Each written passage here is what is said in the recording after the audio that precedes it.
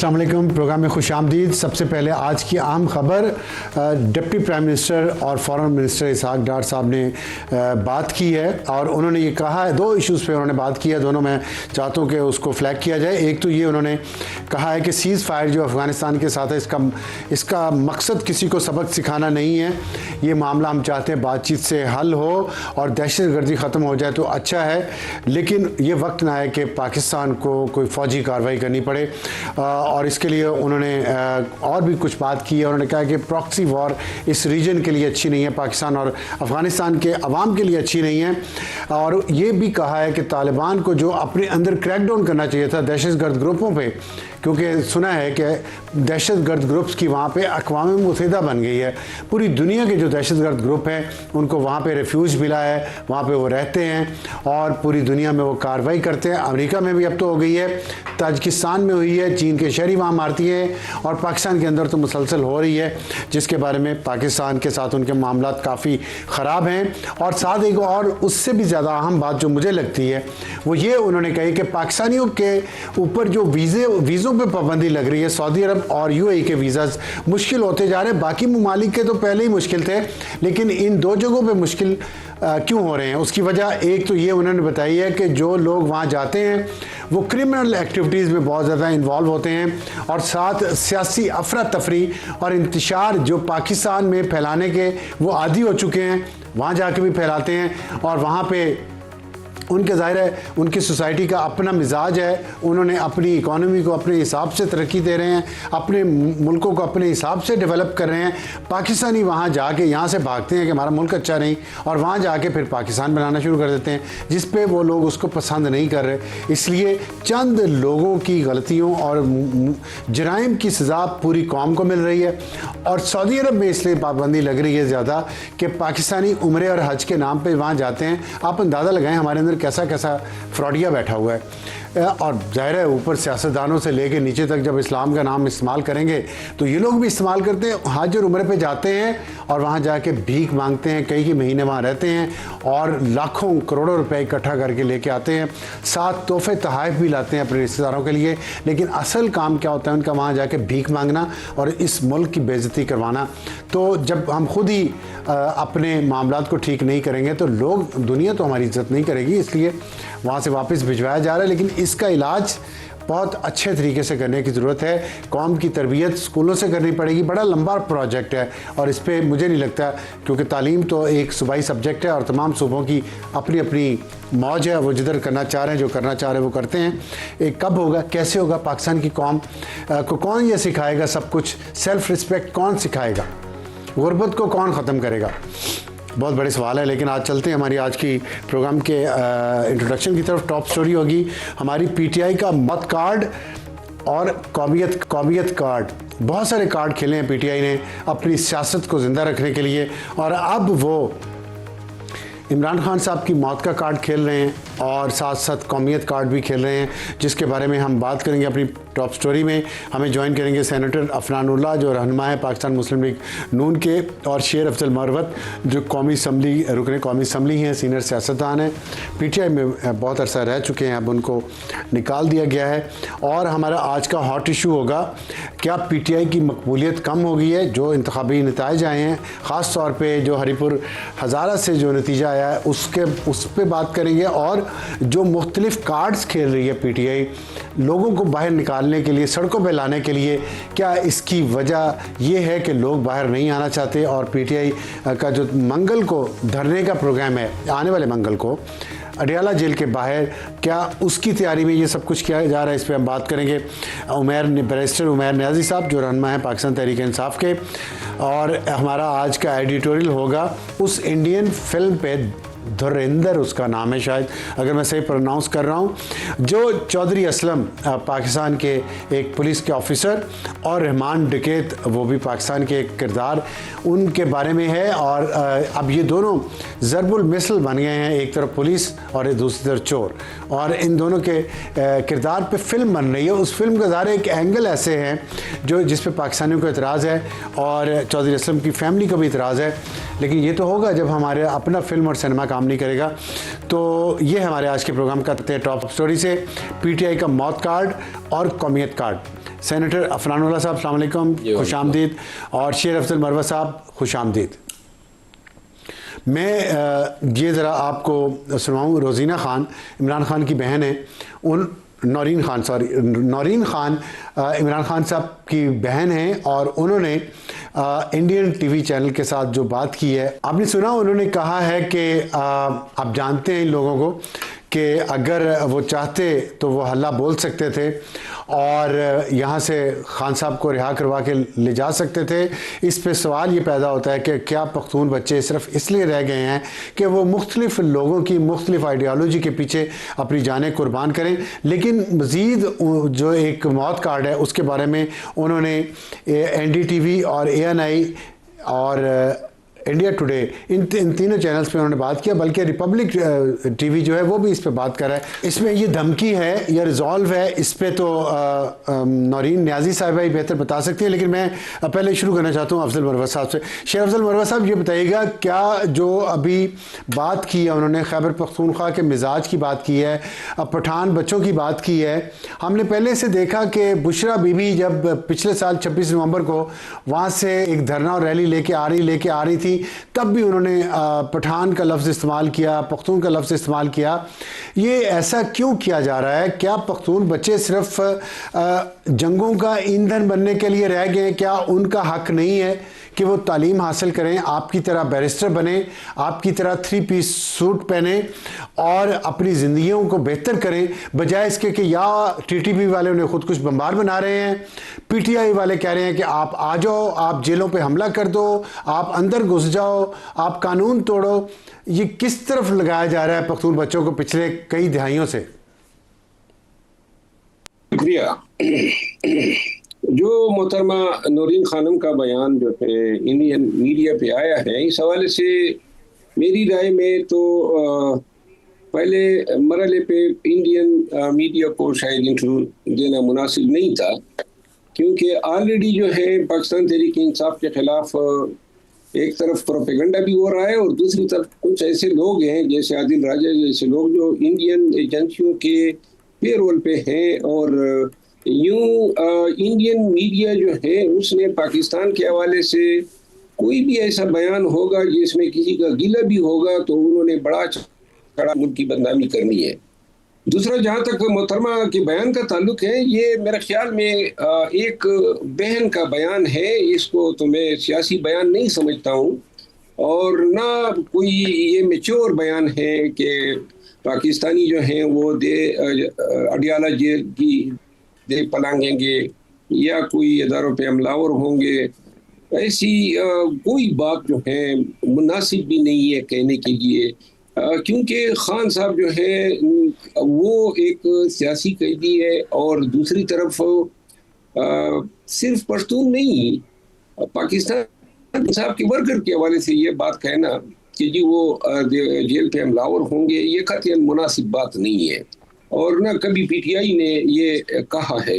ये एक बहन के जज्बात है अपने भाई के हवाले से, बिलखसूस ऐसे हालात में कि जहाँ पे इमरान खान साहब के खिलाफ प्रोपेगेंडा हो रहा है अफगानिस्तान से और इंडिया से कि जी खुदा न खास्ता उनकी ज़ात को कुछ हो चुका है। तो ऐसे हालात में एक जज्बाती बहन जो है उसने यही बात तो करनी है कि जी अगर उनको कुछ हो जाता है, देखिए खुदा न करे कि उनको कुछ हो। और दूसरी बात यह है कि कोई से ज़्यादा मैं कबूलियत नहीं देता हूँ और ना ज़्यादा अहमियत देता हूँ।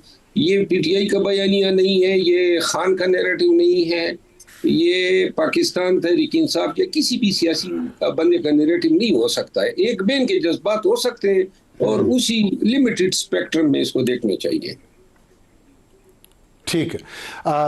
अफनान साहब, ये फरमाइएगा, ज़ाहिर है नौरीन नियाज़ी और तारीख़ तो सबको पता है कि नियाज़ी भी एक पख्तून ब्रांच है, लेकिन ज़ाहिर है वो पंजाबी हैं, पंजाब में उनका सारा ट्राइब आबाद है और ये तो जलंधर से माइग्रेट करके आए हुए हैं।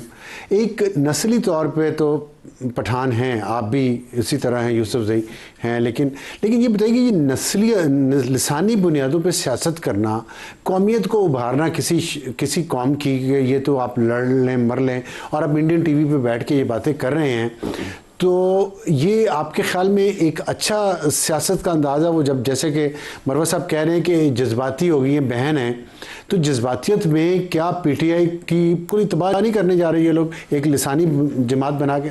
जी बिस्मिल्लाह रहमान रहीम।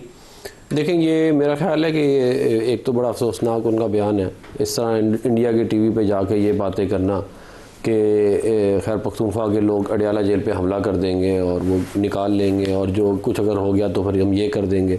मेरा ख्याल है ये इतनी कोई उन्होंने अच्छी बात नहीं की, इसका बहुत ज़्यादा नुकसान इनकी पार्टी को होगा। आप ये देखेंगे इनको सबसे ज़्यादा वोट इनकी पार्टी को पंजाब से पड़ा है, इनको बहुत सारा वोट सिंध से भी पड़ा है, मगर ये मुसलसल एक वो लसानियत का जो है मामला बार बार अपनी सियासत में लेके आते हैं, जिसका इनको खुद नुकसान होता है। और उसकी एविडेंस जो है वो ये है जो भी आपके ज़मनी इंतखाबात हुए। तो ये डेस्परेशन ज़रूर है इनकी तरफ से, लेकिन मुझे नहीं लगता कि इसका इनको कोई फ़ायदा पहुँचेगा। बल्कि अगर ये फोकस करें अपने मामलात जो अपने केसेस वगैरह के ऊपर हैं तो ज़्यादा बेहतर है। अगर इस तरह करेंगे तो ज़ाहिर है इससे नुकसान मुल्क का तो ज़रूर हुआ है। तो उन्होंने जो धमकी दी है कि अगर कुछ हुआ, अल्लाह ना करे कुछ भी हो, लेकिन इस चीज़ को आप कैसे देख रहे हैं? देखिए, ये डेस्परेशन ही है। मेरा ख्याल है कि इस तरह कहना कि किसी के बच्चों मतलब अगर आप किसी के बच्चों पे जाएंगे, फिर वो अगर आपके कोई बच्चों पे आएगा, फिर ये इसी तरह ही मामला अगर आपने चलाने हैं तो मतलब ये अगर सियासत यही रह गई है तो बड़ा अफसोसनाक ही है। मेरा नहीं ख्याल कि इसका इनको किसी भी किस्म का कोई, मुझे नहीं नज़र आता कि कोई फ़ायदा पहुँचेगा, बल्कि ये एक बहुत बड़ा धब्बा पीटीआई पे हमेशा रहेगा कि ये इंडिया के टीवी पे जाके पाकिस्तान के बारे में, पाकिस्तान के अफवाज के बारे में इस तरह की बातें की हैं।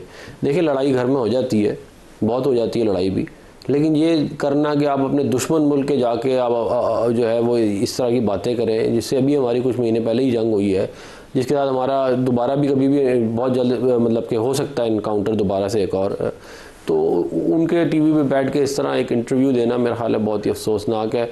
और ये इनको बात समझनी चाहिए कि ये पहली दफ़ा नहीं है कि कोई इस मुल्क की तारीख में वज़ीर आज़म जो है वो जेल में गया है, और बहुत सारे लोग जेल में गए हैं, फांसियाँ लगे हैं, सब कुछ हुआ है। तो हम चाहते हैं कि अल्लाह ताला इमरान खान साहब की सेहत जो है वो ठीक रहे, और किसी का कोई इस तरह का एम्बिशन नहीं है कि उनको किसी भी किस्म की कोई तकलीफ सेहत ठीक है उनकी? वैसे सेहत ठीक है बिल्कुल उनकी। और ये जो बातें आ रही हैं उनकी मौत के बारे में फैलाई जा रही हैं, ये क्या है? ये बेसिकली अगर आप इसको ट्रेस करें तो ये एक पीटीआई ने कुछ ट्विटर अकाउंट्स बनाए हुए हैं ऑनलाइन, और उधर से उनको फेक न्यूज़ को तो ये उन्होंने खुद फैलाई है फेक न्यूज़, ये पैडल करते हैं वहाँ से। मरवा साहब ये फरमाइएगा कि जो पीटीआई हमने देखा है बहुत फेक न्यूज़ फैलाती है, उनके अकाउंट्स भी, आप भी उसका शिकार रहे हैं, इसका मकसद क्या है इस तरह की फेक न्यूज़ फैलाने का, और वो भी इमरान खान की ज़िंदगी और मौत के बारे में? मेरा ख्याल है कि ये जिन लोगों ने मोहतरमा नूरीन यादी साहिबा का एहतमाम किया होगा ये इंडिया चैनल को इंटरव्यू देने का, ये लोग वही होंगे जो सोच से वाबस्ता होंगे, और ये वही लोग होंगे जो जाने अनजाने में, या मेरा ख्याल है कि एक वेल कैलकुलेटेड स्कीम के तहत पाकिस्तान तहरीकी इंसाफ के खिलाफ उस नफरत को हवा दे रहे हैं। कोई नहीं बनती थी कि जी आप जाएं और इंडियन चैनल पे इंटरव्यू दें। दुनिया में कम ही ममालिक हैं, लेकिन वो एक दुश्मन मुल्क हैं, और अगर पाकिस्तान के हवाले से या पाकिस्तान की दाखिली सियासत के हवाले से कोई भी बात हो, सच हो या झूठ हो, वहाँ कलाबे लगा के उन्होंने पाकिस्तान की बदनामी इस पे कर दी है। दूसरी बात ये है कि ये भी एक सोशल मीडिया टीम की एक एक्टिविटी है, और सोशल मीडिया पे जहाँ तक मेरा ख्याल है ये खबर जो है पीटीआई के वफादारों के लिए, खान के फॉलोअर्स के लिए बड़ी जनी कुफत का बाइस बनी है। ये झूठी खबर जो फैलाई गई और जिस पे खान ने टाइमली जो है एक वीडियो मैसेज भेजा, चाहिए तो ये था कि इस खबर का इंप्रेशन डिस्पेल करने के लिए पीटीआई के जितने भी बड़े लीडर थे वो सब आगे आके वीडियो मैसेज देते ताकि पाकिस्तान में ये खौफ, ये इंतशार न फैलता। लेकिन एक अली अमीन खान ने जो है इस पे बात की, और दूर से मैं भी लगा हुआ हूँ कि ये झूठी खबर है, मनगढ़ंत है, और ऐसी खबरें फैला के न कि सिर्फ पीटीआई और मुल्की अदारों के माबेन नफरत और इंतकाम को मज़ीद। लेकिन अली अमीन गंडापुर ने जो बात की है उसके तो अली अमीन गंडापुर पे बहुत ज़्यादा तनकीद हुई है, उनको गालम गलोच भी हुई है उनके साथ, पीटीआई की तरफ से हुई है कि आपने क्यों कहा है कि वो जिंदा है। ये क्या, किस तरह की सोच है? अली अमीन खान ने अगर ये बात की है तो अली अमीन खान जो है उसने पहले वसूख किया होगा कि ये खबर झूठी है, हम देखिए खान साहब गुज़िश्ता 2 साल लगभग हो गए हैं कि वो पाबंद सलासल हैं, और कितने मौके आए, अगर उसकी किसी ने जान लेनी होती तो मैं नहीं समझता हूँ कि ये इतना जो कड़ा बना हुआ है ये मुकदमों का, ये मैं नहीं समझता हूँ कि जुल्म और जबर जो है वो इस पहलू से भी आगे आ सकता है। ये मेरा ज़हन कबूल ही नहीं कर सकता है। और दूसरी बात ये है अच्छा। कि दूसरी बात ये है कि पाकिस्तान तहरीक इंसाफ जो है, इसमें चाहे अली अमीन खान वो, चाहे कोई भी शख्स सेंसेबल बात करे ना, सेंसेबल, जिस अमन को दवाम मिले, जिससे थोड़ा पीस आए, जिससे इंतशार कम हो, वो इन जो सोशल मीडिया के लोग हैं, ये जो ग्रुप्स हैं जो डॉलर कमा रहे हैं, इनको कबूल नहीं है। इन्होंने सिर्फ डॉलर कमाना है, और डॉलर कमाने के चक्कर में न इनको खान की जिंदगी की परवाह है, न पीटीआई में परवाह है, न मुल्क के खिलाफ प्रोपेगंडे की परवाह है। तो लिहाजा ये वही लोग हैं तसलसल। और मैं एक बात जरूर कहूंगा कि पीटीआई ने सबसे पहले अपनी अगर नोक पलक दुरुस्त करनी है तो पहले अपने सोशल मीडिया को स्ट्रीमलाइन करना होगा। जब तक ये मीडिया ये पार्टी से कोसों आगे चल रही है, ये बयानियां देते हैं, ये पॉलिसियां बना रहे हैं और ये अब फैसले करवा रहे हैं, तो लिहाजा ये जिस नहज पे, जिस इख्तियार की कुर्सी पे बराजमान हो चुकी है, अब जब तक ये उनसे ले ली नहीं जाए और उनको पार्टी के फैसलों का पाबंद न किया जाए। शेख वकास साहब ने जो है, ठीक है, उसने इंटरव्यू में कह दिया है कि जी ये पीटीआई से इनका लेना देना नहीं है, पीटीआई के नाम पे फॉलोइंग, वीडियो, लाइक्स और ये डॉलर, बेसिकली ये इनकी पॉलिसी है। अच्छा, ये बताइएगा कि अभी आलिया हमजा जो पंजाब की सदर हैं पीटीआई की, उन्होंने मंगल को धरने का ऐलान किया है अडयाला जेल के बाहर, और उन्होंने कहा है कि जितने भी जीते हैं कौमी असम्बली और सूबाई असम्बली के मेंबरान या जो टिकट होल्डर्स थे और वो सारे अहदेदार दूसरे जो हैं वो खुद भी आएँ और 10-10 लोगों को भी लेके आएँ, और वहाँ तब तक हम धरना देंगे जब तक इमरान खान की से मुलाकात नहीं करवाई जाती। तो आप जाएंगे?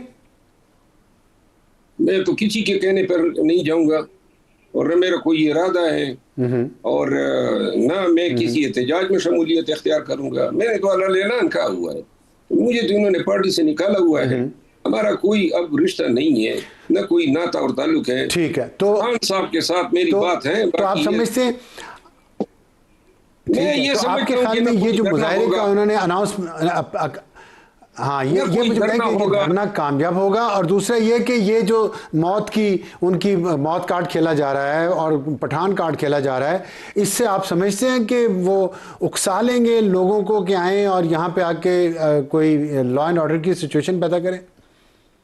देखिए, अगर मौत कार्ड कोई खेल रहा है तो उस दिन से क्यों नहीं डरता है और शर्म क्यों नहीं आती है कि दिनों की बात है कि खान से मुलाकात हो जाएगी, तो फिर क्या चेहरे दिखाएंगे। दूसरी बात यह है कि ये जो पहले भी ऐसे होता रहा, पहले भी चेहरे दिखाते रहे हैं, पहले भी चेहरे दिखाते रहे, बेशर्म है। दूसरी बात यह है कि ये जो आलिया हमजा साहिबा ने कॉल दिए ना, ये कॉल जो है ये अडयाला जेल पे कॉल, और वो भी मरकजी लीडरशिप के लिए, मेरा ख्याल है उसके डोमेन में फॉल नहीं करती है। ये पार्टी का एलामिया होना चाहिए, और पार्टी की ना हैसियत है, ना पार्टी ने कोई धरने देने हैं, और न ये धरना होगा, और ना मतलब ये है उस दिन पार्लिमानी पार्टी में बड़ी लेदे हुई, बड़े झगड़े हो गए जब चीफ मिनिस्टर केपी ने पार्लियामेंटेरियन के लिए कुछ हल्के अल्फाज इस्तेमाल किए, और जिस पे तमाम मैंने सीख पाते, उन्होंने कहा था जी कि हर एक सेनेटर MP MNA पहुंचे, नहीं पहुंचे तो शेम वाल पे जो है वो उनकी पिक्चर्स लगाएंगे। ये इस तरह नहीं है कि हर एक जो है वो कहे कि फलां पहुंच जाए, जैसे कोई 8वीं क्लास के बच्चे हैं। आखिर में मुझे सिर्फ ये बता दें कि अगर ये जो धरना हो रहा है मंगल को, इससे निपटने के लिए हुकूमत की क्या पॉलिसी है? क्योंकि अब जिस तरह वो मौत कार्ड खेल रहे हैं और कौमियत कार्ड भी खेल रहे हैं, तो आप समझते हैं कि ये डेस्परेट एफर्ट है उनकी और लोगों को निकालने के लिए लोग नहीं निकाल पा रहे? वो देखिए, डेस्परेट तो एफर्ट है, इसमें तो कोई शक नहीं है। आप देखें ना, ज़मीनी इंतखाबात के अंदर इन्होंने ख़ुद TV पे बैठ के कहा कि हम लाहौर में और हरीपुर में मुकाबला कर रहे हैं, हालांकि बाकी जगहों पे भी कर रहे थे, और उसके बाद जो रिज़ल्ट इनका आया, इसका तो मतलब ये है कि इनको आवाम ने बुरी तरह मुस्तरद कर दिया। मंगल को अगर आ गए लोग तो नहीं, मंगल को थोड़े से तो लोग मतलब इतनी बड़ी पार्टी थोड़े से लोग तो जमा कर ही लेगी, उसमें तो कोई बड़ी बात नहीं है, लेकिन उससे कोई ग्राउंड पे जो रियलिटीज़ हैं वो तब्दील मुझे नहीं होती हुई नज़र आ रही। ठीक, ये ज़रूर हो सकता है कि ये वहाँ पे थोड़ा शोर शराबा करें। मेरा ये ख्याल है कि इनको चाहिए ये कि ये अपने कंडक्ट को रिव्यू करें। ये जो मसला है ये मुलाकात का नहीं है, ये मसला ये है कि ये मुसलसल इंतशार फैला रहे हैं। अभी ये शेर अफजल मरवा साहब ने भी वाली बात की कि मुसलसल इंतशार, ये हर काम वही करते हैं जिससे इंतशार फैले। ठीक, तो ये उसके ऊपर करें। हम ये एक न्यूक्लियर पावर है, हम इस तरह अफोर्ड नहीं कर सकते कि हर आए दिन जो है वो इस्लामाबाद के ऊपर चढ़ाई हो जाए एक सूबे की तरफ से और वो कहें हमारी बात मानो, यहाँ अडलियाला पे हमला कर देंगे, यहाँ पता नहीं पिंडी पे हमला कर देंगे। ये जो है ये कोई अच्छी चीज़ नहीं है और ये इस तरह चल भी नहीं सकती। बहुत शुक्रिया सेनेटर अफनानुल्लाह साहब और शेर अफजल मरवा साहब। वक्त के बाद वापस आएंगे तो हमारा आज का हॉट इशू, क्या पीटीआई की मकबूलियत वाकई कम हो गई है? और प्रोग्राम में दोबारा खुशामदीद। हॉट इशू, क्या पीटीआई की मकबूलियत कम हो गई है? हमें ज्वाइन करेंगे बैरिस्टर उमैर नियाजी साहब लाहौर से, रहनुमा हैं पाकिस्तान तहरीक इंसाफ के। उमैर साहब अस्सलाम वालेकुम। वालेकुम अस्सलाम सर। मंगल को आपकी जो पंजाब की सदर आलिया हमजा, उन्होंने कॉल दी है पीटीआई के तमाम एमएनएस को, एमपीएस को और जो टिकट होल्डर्स थे उनके अहदेदारों को, और कहा है कि आप सब लोग 10-10 लोग लेके अडयाला के बाहर आएँ। साथ हमने देखा कि नौरीन खान न्याजी जो इमरान खान की बहन है, वो ANI जो इंडिया की है, India today, Republic TV India का, NDTV, अब तक इन तमाम टीवी चैनल्स को और न्यूज़ एजेंसीज को वो उनकी स्टेटमेंट्स चला रहे हैं जिसमें वो लसानी कार्ड खेल रही हैं, पठान कार्ड खेल रही हैं और कह रही के पठान जो हैं उनको आप लोग जानते नहीं हैं, वो आएंगे तो वो जेलें तोड़ देंगे और खान को रिहा करवा देंगे जब वो चाहें। तो और दूसरा उन्होंने मौत की बात भी की है। ये किस तरह की ज़ुबान पीटीआई इस्तेमाल करना शुरू हो गई है?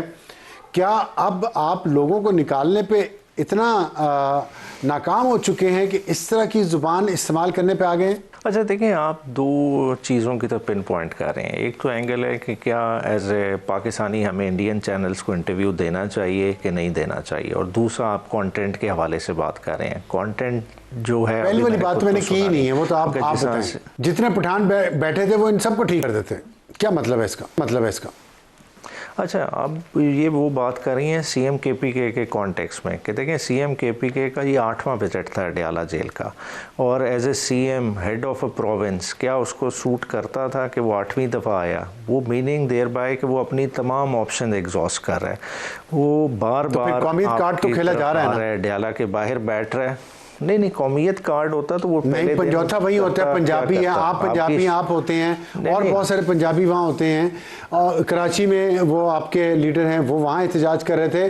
सिर्फ आप पीटीआई को एक पख्तून जमात बनाना चाह रहे हैं तो उसका बता दें। नहीं, वही तो मैं कह रहा हूँ, अगर वो उसने कार्ड प्ले करना होता तो वो 8 दफ़ा अडयाला आने की तरद्दुद ना करता। वो पहले दिन ही क्या करता कि ठीक है, आपने पहली दफ़ा मुलाकात करने नहीं दी, मैंने वज़ीर आज़म से भी बात की, फिर भी मेरी दादरसी नहीं हुई, मैं हाई कोर्ट गया, फिर भी दादरसी नहीं हुई, तो मैं आपकी रोडें बंद कर देता हूँ। वो इस तरह का अमल कर देता तो फिर आप उसको किस तरह से कहते?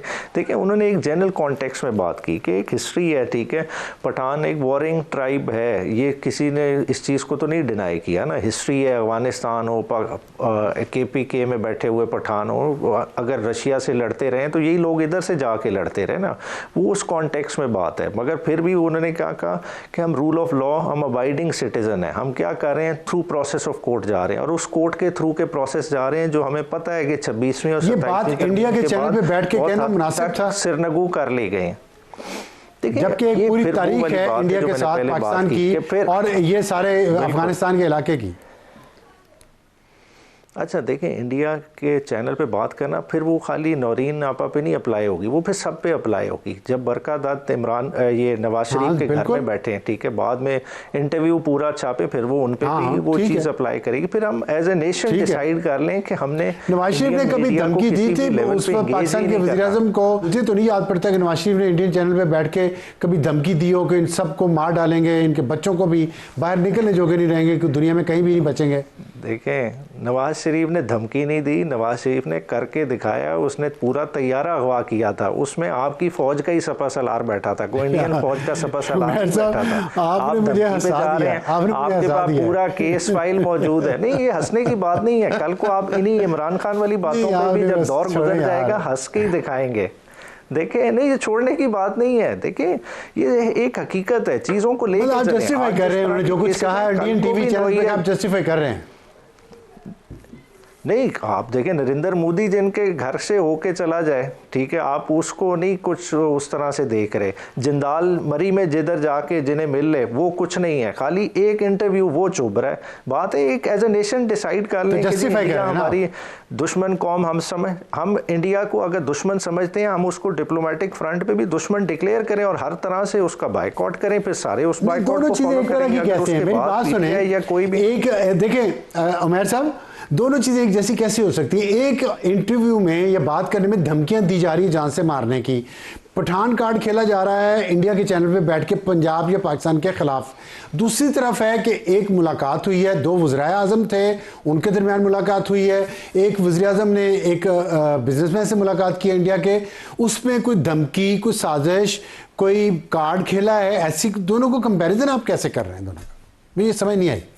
नहीं, कंपैरिजन क्यों नहीं हो रहा? देखें, हम तो समझते हैं कि उस वक्त कश्मीर कॉज को बेचा गया, कश्मीर कॉज पे उस तरह से स्टैंड ही नहीं लिया गया। जो हालात हुए, कश्मीर आज जिस सूरत में पहुंचा है उसमें उन ताल्लुकात का बहुत ज़्यादा हाथ है। देखें, आपने देखें वो कहते हैं क्यों, किस तरह मुस्लिम लीग वाले कहते हैं ये रेफरेंडम करवाया था ना जनरल परवेज मुशर्रफ ने, और खान साहब वहाँ उसके वो क्या होता है एजेंट, पोलिंग एजेंट, हाँ पोलिंग एजेंट थे, तो उन्होंने करवाया था। रेफरेंडम तो कारगिल तक नहीं जाए तो अच्छा, मेरा ख्याल है मौजूदा हालात भी की कि बिल्कुल, देखें, उस पे माजरत भी कर ली गई। बात है डिक्टेटर का जो भी साथ देगा और देता रहेगा।